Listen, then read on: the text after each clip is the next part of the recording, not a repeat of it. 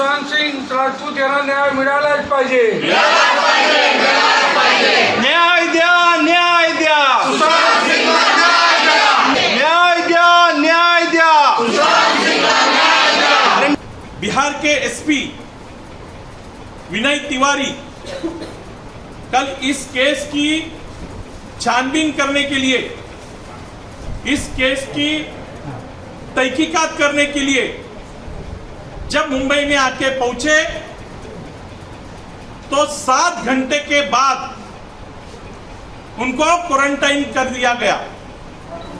मैं आपके माध्यम से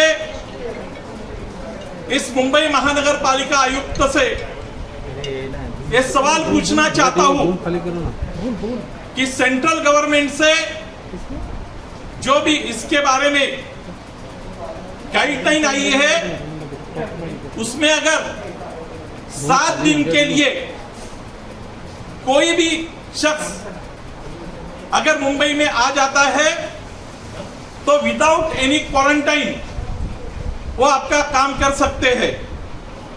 फिर विनय तिवारी के बारे में यह नियम किस लिए लागू किया गया? हमारा ऐसा मानना है कि जो इंक्वायरी चालू है उसको दबाने के लिए जो भी लोग कोशिश कर रहे हैं उस कोशिश में मुंबई महानगर पालिका आयुक्त भी जुट चुके हैं. और इस मुंबई महानगर पालिका आयुक्त का निषेध करने के लिए भारतीय जनता पक्ष मुंबई की ओर से हम यहां आयुक्त के जो भूमिका है उसके निषेध कर रहे हैं. क्योंकि आप सभी को मालूम है हमने आयुक्त से समय मांगा था, लेकिन आयुक्त यहां से भाग निकले.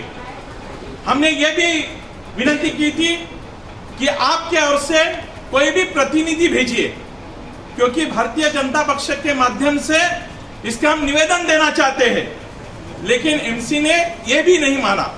आज पूरी तरह से मुंबई में एक चित्र फैला हुआ है कि सुशांत सिंह मर्डर के बारे में जो चौकसी है उसमें जो हर्डल्स डाले जा रहे हैं उसमें बीएमसी का ये क्वारंटाइन वाला मामला भी इसमें एक हर्डल है और इसका हम लोग निषेध करते हैं. इसके पूर्व 4 दिन जो बिहार के अफसर, पुलिस अफसर इस केस की छानबीन करने के लिए मुंबई में दाखिल हुए उनके बारे में ये नियम नहीं था. और पिछले कई दिनों में जो लोग डोमेस्टिक केयर से इस मुंबई में आके पहुंचे हुए हैं उसके बारे में भी मुंबई महानगर पालिका कमिश्नर ने ऐसा कोई भी नियम लागू नहीं किया.